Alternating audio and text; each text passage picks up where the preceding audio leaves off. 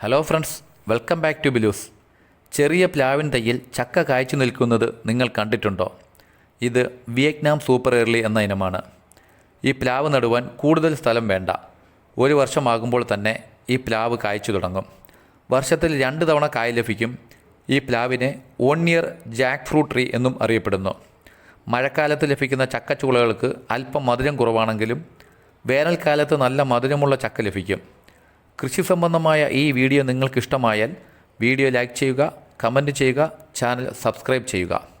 വീട്ടിൽ സ്ഥലക്കുറവുള്ളവർക്കും ടെറസിൽ ഡ്രമ്മിൽ ഈ പ്ലാവ് നടാവുന്നതാണ്. വിയറ്റ്നാം ഏർലി പിങ്കും വിയറ്റ്നാം ഏർലി റെഡും നമ്മുടെ നാട്ടിൽ അവൈലബിൾ ആണ്. തൈ നടുമ്പോൾ ചാണകപ്പൊടിയും എല്ലുപൊടിയും മിക്സ് ചെയ്ത് വേണം തൈ നടുവാൻ. 2 അടി താഴ്ചയുള്ള കുഴിയാണ് തൈ നടുവാൻ വേണ്ടത്. ഈ കുഴിയിലേക്കാണ് മിക്സ് ചെയ്ത എല്ലുപൊടിയും ചാണകപ്പൊടിയും നിറയ്ക്കേണ്ടത്. നല്ല സൂര്യപ്രകാശം ലഭിക്കുന്ന സ്ഥലത്ത് വേണം തൈ നടുവാൻ. തൈ നട്ടു കഴിഞ്ഞാൽ തൈക്ക് സമീപം അല്പം കളകളിട്ട് കൊടുക്കുന്നത് നല്ലതാണ്. ഈ പ്ലാവ് വളരെ ഉയരത്തിൽ പോകുന്നതല്ല. ഉയരത്തിൽ പോവുകയാണെങ്കിൽ പ്രൂൺ ചെയ്ത് കൊടുക്കണം. ഇതിൻ്റെ ചക്ക പ്ലാവിൻ്റെ ചുവട്ടിലാണ് കായ്ക്കുന്നത്. അതുകൊണ്ട് തന്നെ നമുക്ക് പറിച്ചെടുക്കുവാനും എളുപ്പമാണ്.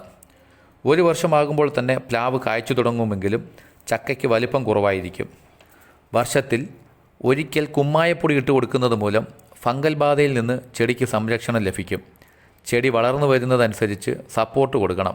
അല്ലെങ്കിൽ തറയിൽ പടർന്നു പോകാൻ സാധ്യതയുണ്ട്. പ്ലാവ് തറയിൽ പടർന്നാൽ ചെടി ആരോഗ്യം നശിച്ചു പോകാൻ സാധ്യത കൂടുതലാണ്. ചെടി എല്ലാ ദിവസവും നനച്ചു കൊടുക്കണം.